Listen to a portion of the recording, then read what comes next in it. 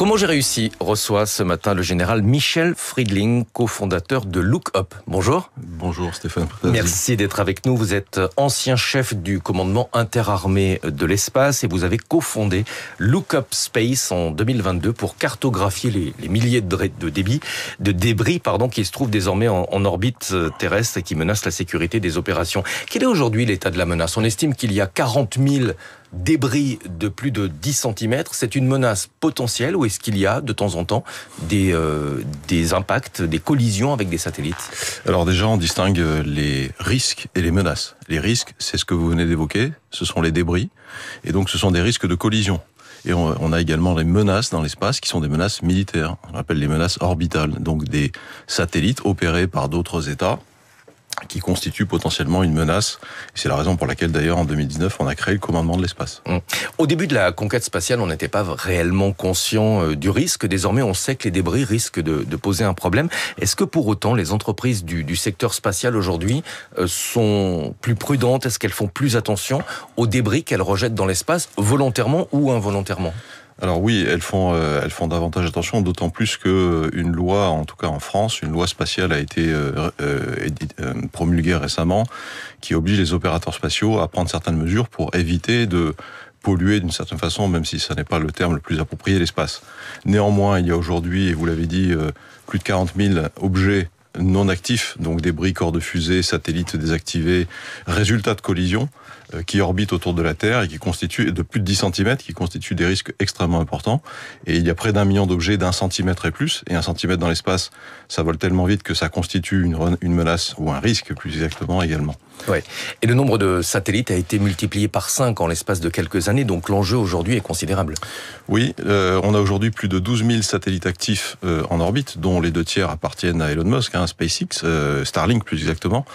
Et ce chiffre va être sans doute multiplié par 5 ou 10 dans les 5 ans qui viennent d'ici 2030. Alors vous avez développé un système de surveillance avec une technologie radar pour permettre d'effectuer une cartographie des objets spatiaux. Vous êtes le seul à le faire en Europe. Comment est-ce que ça fonctionne? Ou plutôt comment est-ce que ça va fonctionner puisque le premier radar sera opérationnel dans quelques semaines? Voilà, alors on est les seuls en Europe à développer une solution pour détecter, suivre, cartographier ces objets en temps réel à partir d'une technologie radar. Il y a d'autres sociétés, mais qui utilisent d'autres technologies.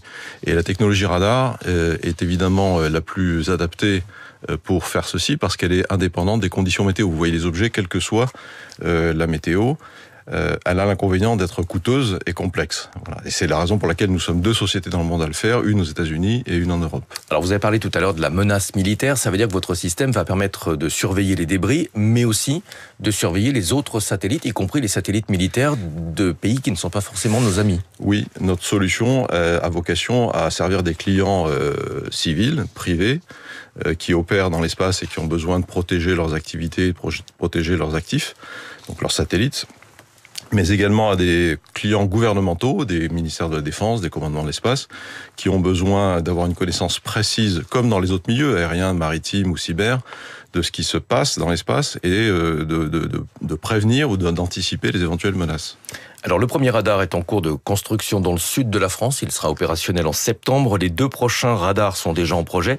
Ils seront installés en 2026 et 2027 en Polynésie française. Oui, on a l'intention de déployer un radar par an d'ici 2030 en tirant profit de cet extraordinaire avantage que nous avons encore en France d'avoir des territoires ultramarins idéalement situés en latitude et en longitude. Donc notre premier radar, qui est le démonstrateur, qui a été financé par France 2030 d'ailleurs, est situé en Lozère, il sera opérationnel en septembre, et les 2 suivants seront en Polynésie française parce qu'on a un manque de capteurs dans cette zone-là, et d'ailleurs l'Union européenne a cofinancé le déploiement de ces 2 radars. Alors on va parler financement. Justement, vous avez été soutenu dans le cadre de France 2030.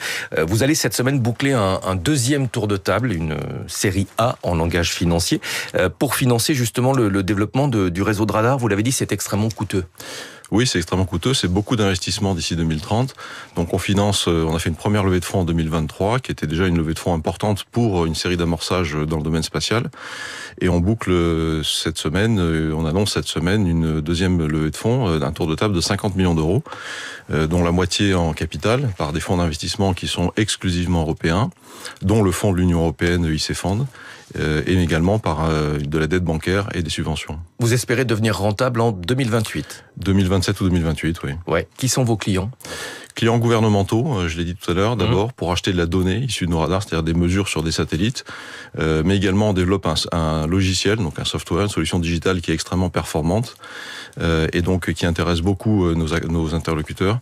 Et enfin des services plutôt pour des sociétés privées, le marché commercial, donc les opérateurs de satellites.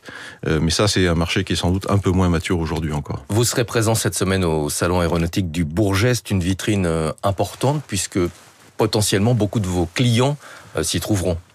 Oui, et d'autant plus que cette année, l'accent est mis sur l'espace dans cette édition, avec un Paris Space Hub qui nous accueille d'ailleurs, et sur lequel on annoncera notre tour de table. Et on a beaucoup de délégations étrangères qui viennent et qui sont évidemment intéressées par l'aéronautique, mais aussi cette année par l'espace. Alors justement, sur le secteur spatial, il y a cette année une volonté politique affichée de soutenir ce secteur. Vous avez le sentiment qu'on a manqué ces dernières années d'impulsion politique en faveur du spatial au niveau européen ? Je crois nous avons manqué alors d'impulsion politique, je ne sais pas. On a eu une stratégie spatiale de défense en France qui a déjà été un marqueur évident. Je crois qu'on a des difficultés qui sont dues à l'évolution extrêmement rapide et drastique du secteur spatial, avec l'arrivée des acteurs privés comme SpaceX évidemment, qui a complètement bouleversé le paysage. Et je crois qu'on a eu du mal à s'adapter. Je crois qu'il est temps maintenant de le faire, oui. Merci beaucoup d'être venu ce matin sur Radio Classique. Général Michel Friedling, cofondateur de Look Up. 6h20, Natacha Valla nous a rejoint pour